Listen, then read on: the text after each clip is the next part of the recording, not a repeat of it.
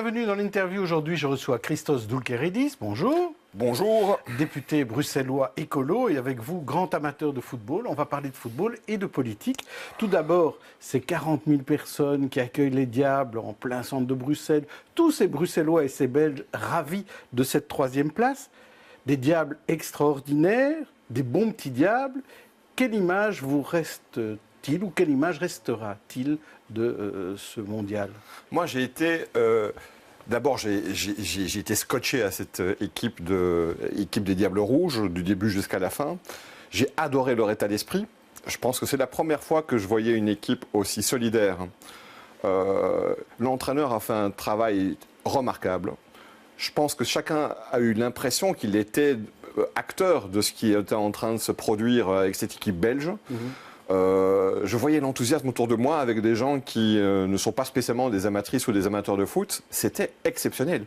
Et je pense que l'enthousiasme qui a été communiqué à travers cette Coupe du Monde et à travers cette équipe essentiellement est quelque chose dont on avait vraiment besoin. Moi, je l'ai ressenti dans mes tripes et j'ai regardé des images qui étaient souvent un peu répétitives quand on voyait le car arriver là, jusqu'à la Grand Place, petit à petit. Mais je n'arrivais pas à décoller de l'écran parce que je voulais vraiment être dans cette émotion le plus longtemps possible. Et parce que c'est rare dans notre pays qu'on puisse se retrouver un peu tous ensemble autour d'émotions communes. C'est très très rare dans un pays comme la Belgique. Et puis ces joueurs nous ont fait vraiment rêver par la qualité de leur jeu. Par leur état d'esprit, par justement le côté un peu solidaire, et puis parce que cette équipe, qu'est-ce qu'elle est représentative de nous, de la Belgique, en tout cas de la Belgique telle que moi je la vois. Et donc je suis un peu encore dans cette émotion, et c'est un peu dur de se rendre compte qu'en fait, voilà, on passe à autre chose. Et c'est un beau cadeau. Pas tout de suite, parce que, par exemple, je vais vous faire vivre un grand moment d'émotion, un grand moment de fête. C'était à la Grand Place, hier après-midi.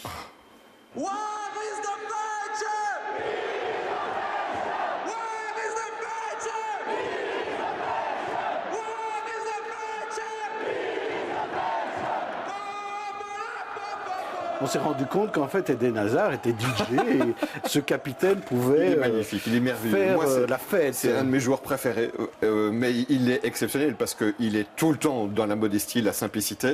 Il n'oublie jamais de renvoyer la balle aux autres. Il reste, je pense qu'il est très belge dans la mesure où il fait les choses très sérieusement et il se prend jamais au sérieux. Et pour moi, quand on me dit parfois c'est quoi être belge, c'est ça que j'aimerais qu'on soit tous. Et il est remarquable pour ça. Et puis, quand je les regardais justement, tous ces jeunes en fait, et on se rend compte que c'est qui a donné le plus d'enthousiasme aux Belges dans leur majorité. Tout le monde n'était pas derrière, mais quand même, dans leur toute grosse majorité, c'est des jeunes. C'est des jeunes qui ont entre 19 et 30 ans. Et j'aimerais, moi, que notre société soit comme ça, qu'on puisse regarder tous ces jeunes dans leur diversité, quel que soit le quartier duquel ils arrivent, et de les regarder chaque fois avec enthousiasme en se disant c'est notre avenir, c'est eux on compte sur vous. Et c'est un message, je trouve que c'est vraiment pas du tout de la récupération, c'est juste pour essayer de comprendre et de faire des analogies. J'aimerais, moi, que dans mon job, je me dis, on doit faire beaucoup plus souvent confiance à cette jeunesse-là. On doit leur envoyer des signaux et c'est magnifique de se rendre compte, en fait, tout l'enthousiasme et toute l'énergie qu'ils peuvent nous communiquer. En tout cas, en tant qu'écolo, il faudrait peut-être quand même leur conseiller de revoir leur manière diététique, parce que quelque chose vraiment qui les a beaucoup intéressés hier en arrivant à l'hôtel de ville, c'est cette image-là. Voilà. Regardez là. Je l'adore. Donc, voilà. J'ai ri énormément. Voilà, bon appétit les diables, dit cette Mais en même temps, Eden Hazard, le jour même, sur une autre chaîne, la chaîne nationale publique, quand on lui demande si vous étiez Premier ministre ou qu'est-ce que vous feriez, vous savez ce qu'il sort comme idée? Il dit plus de légumes dans les cantines. Là, moi, je suis content, moi qui suis auteur d'une proposition sur les cantines scolaires pour qu'on aille vers justement plus de qualitatif et d'équilibre, plus de bio et tout ça. Voilà, c'était un beau message. Mais l'alimentation, c'est aussi ça. Et on a un de nos produits phares belges. Moi, je n'ai aucune honte par rapport à ça. Il faut un équilibre. Et les frites, et peut-être ça leur avait manqué aussi pendant toute la période. C'était en même temps très humain, j'ai trouvé, moi, et très, très, très, très chouette de pouvoir avoir aussi cette image-là. Alors, on a parlé aussi souvent dans des événements comme cela, on parle, est-ce qu'il y a récupération politique ou pas? On a vu Charles Michel très discret et Didier Reynders, lui, pas très discret, puisque lui, il était à tous les matchs d'abord, et puis il est même carrément venu sur la pelouse à la fin de la petite finale. Vous avez réagi sur Facebook là-dessus.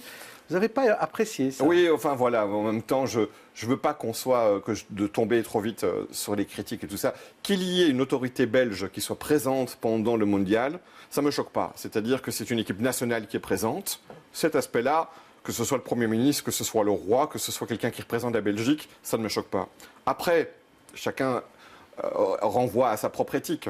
Quand on voit qu'il y a toute l'équipe, c'est-à-dire il y a le staff, il y a les entraîneurs, il y a les joueurs, et puis il y a une seule personne en plus qui ose se mêler à ça, et c'est Didier Reynders, je me dis, éthiquement, moi je ne l'aurais pas fait. Mais voilà, c'est comme ça, je peux comprendre qu'il ait eu envie de faire ça. Ce qui me choque plus, c'est qu'il vient quand même d'un parti qui n'est pas le plus grand champion du monde de défense de l'image que véhicule justement l'équipe de Belgique. Donc, cette image quand même très nationale, avec des Flamands, avec des francophones, avec des jeunes de toute origine et tout ça, je ne trouve pas que ce soit le représentant le plus adéquat pour pouvoir faire ça. C'est très bien qu'il la sur les réseaux. Pour moi, ça m'aurait aussi plu que le Premier ministre puisse, à la fin, là, quand il y a l'hommage qui est rendu par la Belgique à ses joueurs, il aurait pu être là. Je ne lui fais aucun reproche, simplement, ça ne me choque pas que forcément, c'est une équipe belge. Didier Reynders a soutenu les Diables depuis le début sur les réseaux sociaux. Un autre membre du gouvernement, Theo Franken par exemple, n'en a rien dit. Il a félicité la France et soutenu la Croatie. Oui, mais donc Didier Reynders, c'est des alliances avec la NVA qu'il fait. C'était dans ce sens-là que je disais qu'au niveau de la cohérence politique, c'est pas exactement le même petit message. On mange à tous les râteliers là-dessus. Là, c'est un peu cette image-là qui m'a choqué. Mais c'est une mauvaise nouvelle pour la NVA. Le résultat de Jan Mulder, qui est vraiment un très grand attaquant hollandais, qui fait des commentaires à la VRT, il a dit dans un commentaire après la fête à la Grand Place, il a dit en direct, avec ces diables, De Wever est un échec. Ça fait grand bruit en Flandre. C'est un échec de la NVA. Deux éléments. Moi, ça m'a fait plaisir que pendant un mois, on n'a pratiquement pas entendu la NVA. Je pense que la NVA s'est faite toute petite pendant cette épopée des Diables Rouges, et on sait pourquoi. Maintenant, cette image des Diables Rouges, ce n'est pas non plus l'image de la Belgique face à ces jeunes. Je veux dire, les Belges et la Belgique en général, malheureusement, n'est pas aussi comme la France d'ailleurs. Quand on a dit, quand les Français ont gagné la première fois la Coupe du Monde, on a dit les blancs, bleu, beurre, là. Black, blanc, beurre. Black, blanc, beurre, voilà. C'est un peu la France. Oui, mais dans les faits, il y a des discriminations qui continuent à toucher énormément de jeunes, quelle que soit d'ailleurs leur origine, plus particulièrement quand ils ont une origine qui vient d'ailleurs. Et donc, ne faisons pas non plus croire que la Belgique est dans un modèle parfait et que tout va bien dans le meilleur des mondes. Par contre, on se rend bien compte que lorsqu'on peut tous se mettre ensemble et qu'on peut mettre nos différences de côté, ça peut créer une force qui est exceptionnelle. Et ça, on pourrait s'en inspirer. Mais que chacun essaye de trouver une inspiration par rapport à ce qui est fait.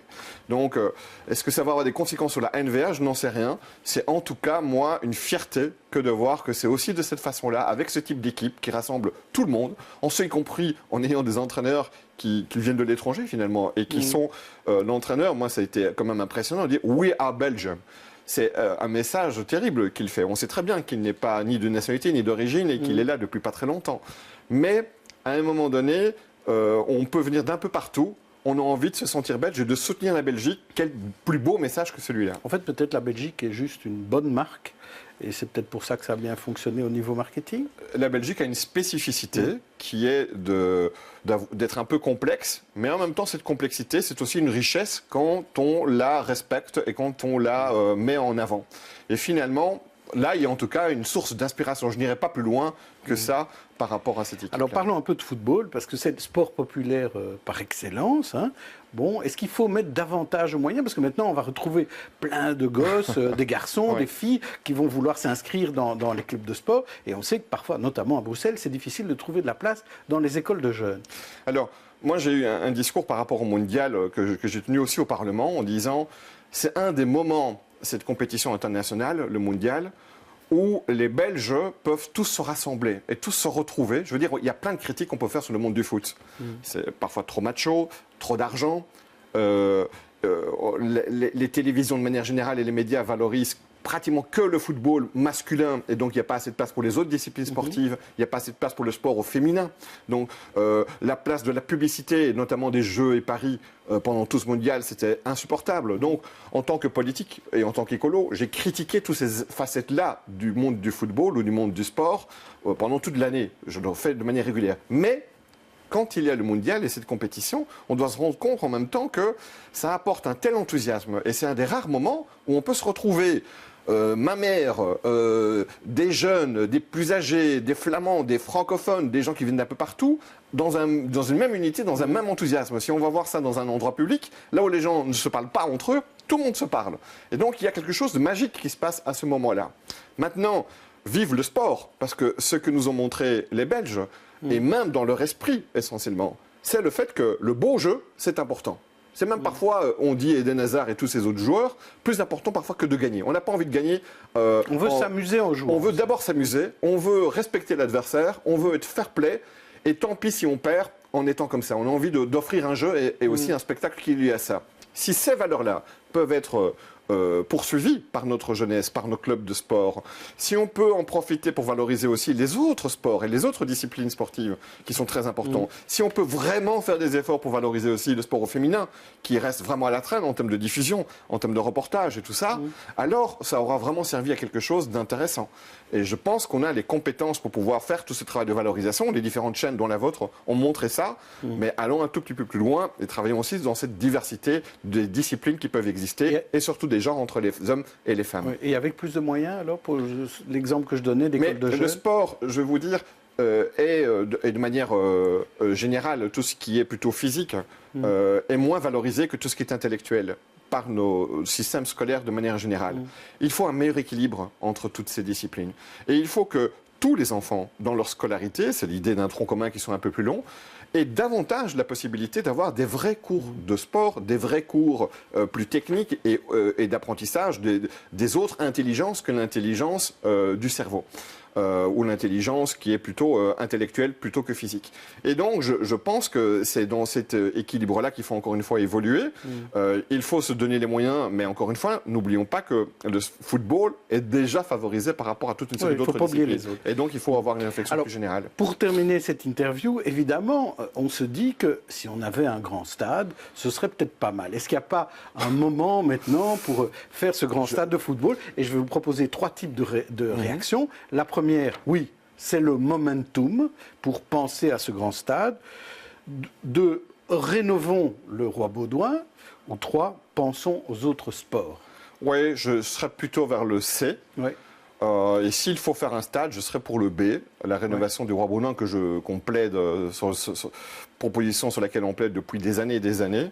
Maintenant, encore une fois, que chacun prenne ses responsabilités. Si on veut un stade national, que le fédéral se donne les moyens d'avoir un stade national. C'est bien d'être sur les photos avec des joueurs au moment où on gagne une coupe. C'est bien aussi de montrer que, voilà, on peut avoir un stade. Mais attention à tout cet argent qui va dans une seule discipline. Il y a plein d'autres disciplines, plein d'autres sports. Et je pense qu'il faut investir vers la jeunesse et puis leur permettre d'atteindre certaines excellences, c'est vrai, mais dans plusieurs disciplines. Et donc, c'est dans cet équilibre-là qu'il faut avancer. Merci Christos Doulkeridis. Merci pour l'invitation. Demain, je recevrai Hamza Fassiferi. D'ici là, bonne soirée à tous.